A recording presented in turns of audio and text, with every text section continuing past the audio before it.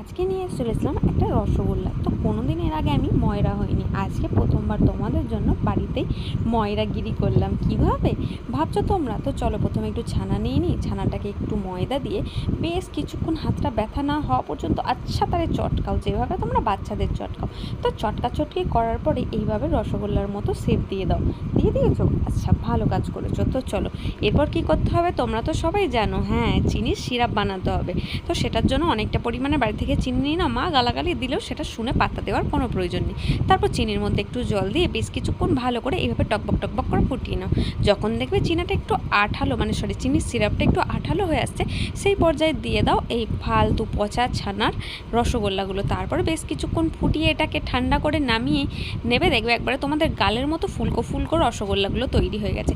তারপর কি, নিজেও খাও, সবাইকে খাইয়ে প্রশংসা করো, তাহলেই তৈরি হয়ে গেল রসগোল্লা। টেনশন লেনে কা কোই বাত